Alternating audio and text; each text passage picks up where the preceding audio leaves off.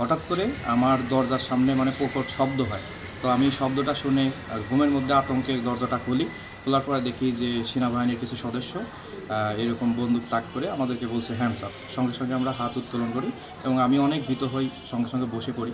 পরবর্তীতে তারা বলে যে আপনাদের ভীত হওয়ার কোনো কারণ নেই, আমরা এখানে একটা অভিযানে এসেছি। তাৎক্ষণিকভাবে নিচে একটা প্রকট শব্দ শুনতে পাই, মানে ২-৩টা লাঠির শব্দ আর কি। সেটার মাধ্যমে আমরা বুঝতে পারি যে আমাদের যে নিচের তলায় এখানে হয়তো দরজাটা ভাঙতেছে।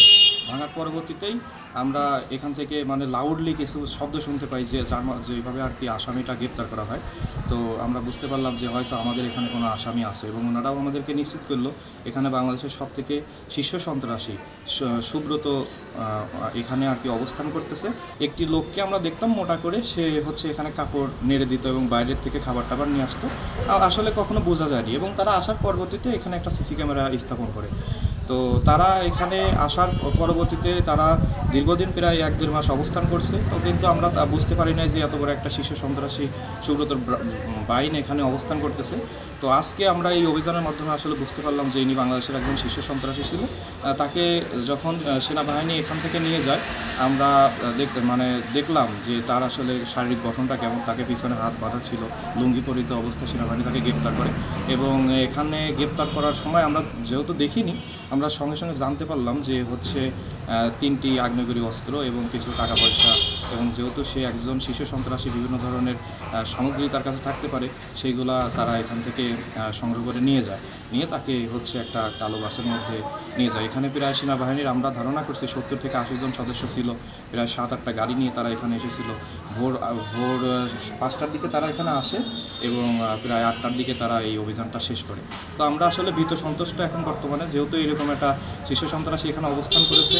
আমরা আসলে আমাদের নিরাপত্তা নিয়ে খুবই সংকীর্ণ। আমাদের লাইফে এরকম একটা ঘটনা ঘটে গেল। আমরা যেহেতু স্টুডেন্ট এখানে পড়ালেখা করতে এসেছি, আমরা প্রশাসনের কাছে আহ্বান জানাবো যদি তার কোনো লোকজন আশেপাশে অবস্থান করে থাকে তাহলে তাদেরকে দ্রুত সময়ের মধ্যে আপনারা তাদেরকে ধরার পরবর্তীতে দেখা যাচ্ছে যে আমরা একটু হলেও নিরাপত্তাটা পেতে পারি বা আমাদের কাছে একটু ভালো লাগতে পারে। ফেসবুকে জুলকার নাইন সায়ের উনি একটা পোস্ট দিয়েছিল এই সুব্রত বাইনের ছবি দিয়ে।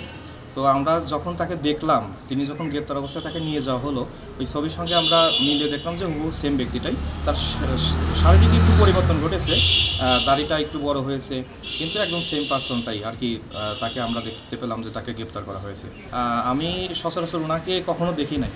ওনার সঙ্গে আমি একজন লোককে দেখতাম যে একটু মোটা কালো টাইপের একটা লোক। উনি নিয়মিত এখানে দেখা যাচ্ছে বাইরে বেরোইতো, খাবার নিয়ে আসতো, কাপড় চোপড়গুলো নেড়ে দিত, সেরকম একটা লোক থাকতো।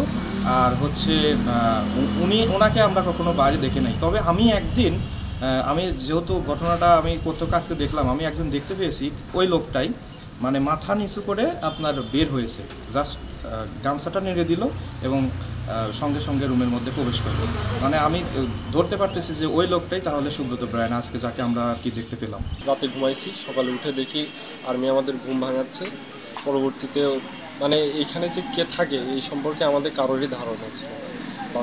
বাসা কে ভাড়া নিছে, কে থাকে এই সম্পর্কে আমরা মেসে থাকি, আমাদের এটা জানারও মানে বিষয় না।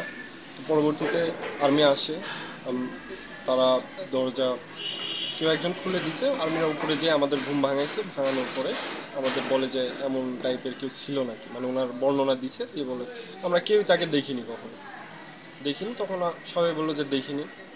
পরবর্তীতে নিচে তালা ভাঙছে, ভাঙার পরে ওনাকে নিয়ে গেছে। এর বেশি কিছু আমরা কিছুই জানি না, কারণ আমাদের সবাইকে মানে দোতলায় আমরা যারা ছিলাম তাদের সবাইকে এক রুমে আটকে রাখছিল।